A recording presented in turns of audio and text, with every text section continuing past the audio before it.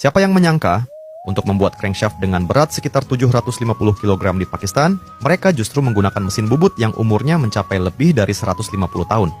Bahkan tingkat presisinya dikatakan lebih tinggi daripada mesin-mesin modern. Dengan kestabilannya yang luar biasa, satu crankshaft raksasa seperti ini bisa selesai dikerjakan hanya dalam 1 hari saja. Melihat seluruh proses pembuatannya, benar-benar membuat orang terperangah. Pertama-tama, kita harus membahas bahan bakunya. Batang besi berdiameter setengah meter inilah yang menjadi material utama pembuatan crankshaft. Menghadapi ukuran sebesar ini, metode pemotongan fisik biasa jelas tidak bisa dipakai. Satu-satunya cara adalah menggunakan las pemotong. Selama proses pemotongan, api harus terus disesuaikan agar bisa memotong seluruh batang besi raksasa ini dengan lancar. Konon, jumlah gas cutting yang mereka habiskan selama setahun cukup untuk mengelilingi Peshawar 1 putaran. Setelah pemotongan selesai, batang besi besar ini akan dipindahkan menuju bengkel untuk proses selanjutnya. Karena jaraknya lumayan jauh, mereka perlu menggunakan kendaraan khusus untuk mengangkutnya. Setibanya di bengkel, para pekerja memasukkan besi itu ke dalam tungku tempa. Alat utama yang bisa mereka andalkan hanyalah sepasang tang raksasa. Bagian belakang tang tersebut dipasangi pipa besi panjang sebagai pegangan, sementara batang besi kecil digunakan sebagai pengunci. Ketika ingin melepas tangnya, tinggal mencabut batang pengunci itu saja. Tungku milik para pandai besi Pakistan biasanya menggunakan bahan bakar minyak berat. Bagi yang pernah melihat proses penyulingan ban bekas menjadi minyak, minyak hasil penyulingan itu sebagian besar dipakai di tungku-tungku seperti ini.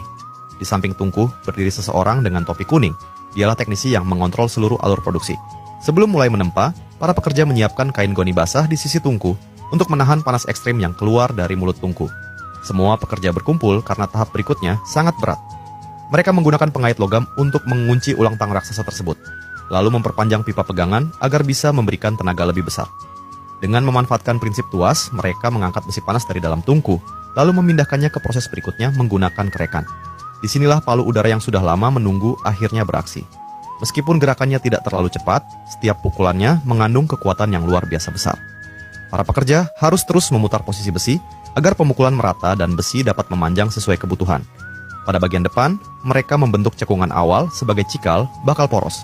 Saat beristirahat, mereka mengetatkan penguncinya kembali agar tang tidak terlepas, karena kecelakaan di tahap ini sangat fatal. Setelah satu sisi selesai dibentuk, besi dipanaskan lagi sampai suhu tempa, lalu proses penempaan tahap kedua dimulai. Dengan cara yang sama, mereka membagi sedikit bagian di ujung atas untuk ditempa menjadi poros kedua. Panjang kedua sisi harus seimbang.